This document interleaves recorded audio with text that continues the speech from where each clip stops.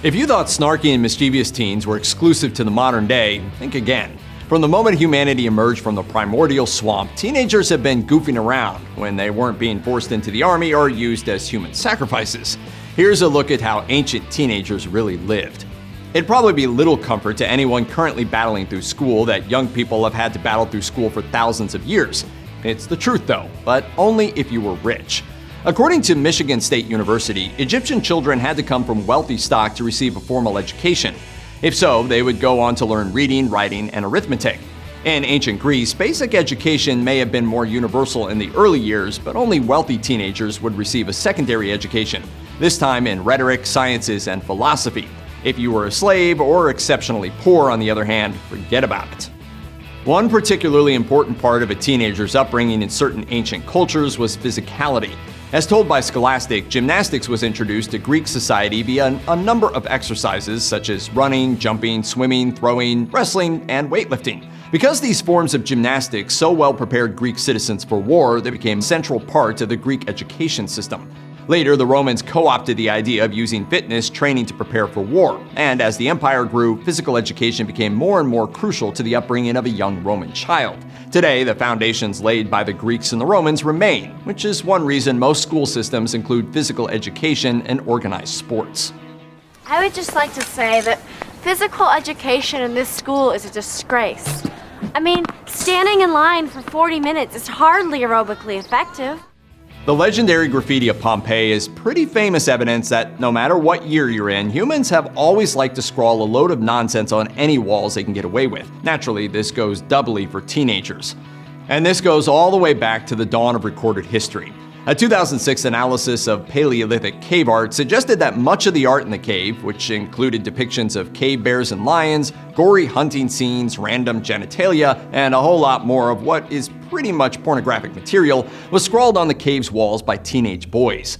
If that weren't enough, in 2015, archaeologists at the Roman fort in Vindolanda, England, found a tile with a clear imprint of a kid's foot near the fort. A quick analysis of the slab and the footprint showed that it was made by some young prankster between 160 and 180 AD.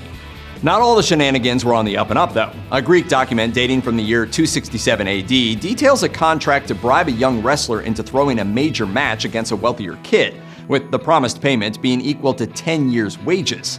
Pretty shady. Coming-of-age ceremonies have existed in some form in pretty much every culture for thousands upon thousands of years. They usually took place in adolescence and often involved some unusual rituals or tests to usher the teenager into adulthood. Some have even survived into the modern day. Native American culture, like many civilizations with long-standing histories, is filled to the brim with similar rituals and ceremonies, often differing by tribe. Faith Spotted Eagle, a native from South Dakota, told NPR that in the old days, girls from her tribe would be initiated in a 4-day ceremony where the other women taught her how to cook, look after families, and face the tribulations of life. The ceremony eventually fell out of practice, but was revived in the 1990s by the Braveheart Women's Society. Arranged marriages aren't exactly unheard of in certain cultures around the world even today, but they were far more widespread in the ancient world.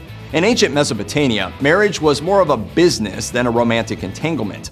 Herodotus's writings depict, for example, a bridal auction in which young adolescent women were sold to the highest bidder to male Babylonians, and forced marriages were common throughout the ancient world, even in supposedly advanced societies like the Roman Empire. Boys, on the other hand, were expected to fight and die in their nation's armies. According to Ancient History Encyclopedia, most recruits to the Roman army were 18 to 20 years old. Young Roman soldiers could look forward to receiving decent pay, making it an attractive option for the poor and desperate. The downside, of course, was that you were in the Roman army, which could mean a sedentary life guarding a remote outpost, or it could mean horrible sudden death from any number of sources. Not the best way to spend your teens. Sudden death wasn't limited to the army, though. In some ancient civilizations, children and teenagers were often the subject of human sacrifices. For instance, in Gezer, which is now part of Israel, archaeologists discovered the burnt skeletons of 6-year-old children and the skulls of 2 adolescents, which had been sawed in 2. Nearby in Megiddo, a 15-year-old girl's remains were also found, and further excavation suggested that many of these young sacrifices had been buried alive. And even if you lived in a different society with better circumstances, there was just everything else. Child mortality rates over the course of human history have tended to decline. In the modern West, we're lucky to live in a world where the majority of children reach adulthood, but that hasn't always been the case. In ancient Egypt, for example, child mortality was so high that many weren't given names until they became older and passed through the most dangerous period of their lives. Many ancient Egyptian graves are marked only with the Osiris, a catch-all name in reverence to the god of the underworld for the children who never became teenagers. Check out one of our newest videos right here. Plus, even more grunge videos about your favorite stuff are coming soon. Subscribe to our YouTube channel and hit the bell so you don't miss a single one.